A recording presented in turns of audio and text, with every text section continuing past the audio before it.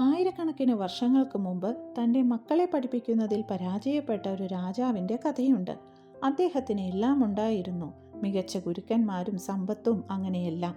എന്നാൽ അദ്ദേഹത്തിൻ്റെ മക്കൾക്ക് പഠിക്കാൻ യാതൊരു താല്പര്യവുമില്ലായിരുന്നു. രാജാവ് മക്കളെ ഉപദേശിച്ചു നോക്കി, തിരുത്തി നോക്കി, പഠിപ്പിക്കാൻ എല്ലാ വഴികളും നോക്കി. പക്ഷെ ഒന്നും അവരിൽ നിലനിന്നില്ല.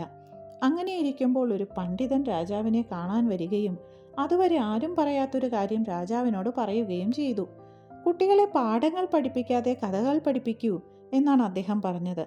അങ്ങനെ മൃഗങ്ങൾ കഥാപാത്രങ്ങളായി, തീരുമാനങ്ങൾ കഥകളായി, തെറ്റുകൾ അനുഭവങ്ങളായി, അങ്ങനെ ഭയമോ ശിക്ഷയോ ഇല്ലാതെ ആ രാജകുമാരന്മാർ ജീവിതം മനസ്സിലാക്കി. അന്ന് ആ രാജകുമാരന്മാരെ പഠിപ്പിച്ച കഥകളാണ് പിൽക്കാലത്ത് പഞ്ചതന്ത്രം കഥകൾ എന്നറിയപ്പെട്ടത്. ആ രാജാവിൻ്റെ പേരാണ് സുദർശനൻ. പണ്ഡിതന്റെ പേരാണ് മഹാനായ സോമശർമ്മൻ അഥവാ വിഷ്ണുശർമ്മൻ. അന്ന് എന്തുകൊണ്ടാണ് വിഷ്ണുശർമ്മൻ കഥകളിലൂടെ രാജകുമാരന്മാർക്ക് വിദ്യാഭ്യാസം നൽകിയതെന്നറിയാമോ? 2 കാര്യങ്ങൾ കൊണ്ടാണ്. 1, കുട്ടികൾ ചെറുപ്പത്തിലേ കേൾക്കുന്ന കഥകൾ ഒരിക്കലും മറക്കില്ല. 2, കഥകൾ അവരെ ഉപദേശിക്കുന്നതിന് പകരം ആ സാഹചര്യത്തിൽ അവരെന്ത് ചെയ്യുമെന്ന് ചിന്തിപ്പിക്കും.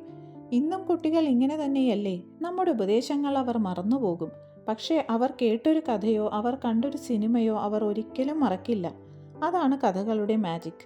നമ്മൾ കുട്ടികളെ സന്തോഷിപ്പിക്കാൻ വേണ്ടി മാത്രമായിരിക്കരുത് കഥ പറയുന്നത്, അവരെ നാളെയിലേക്ക് തയ്യാറാക്കാൻ കൂടിയായിരിക്കണം. ഈ റീൽ ഒരു പാരന്റ് ഫ്രണ്ടിന് ഷെയർ ചെയ്യൂ.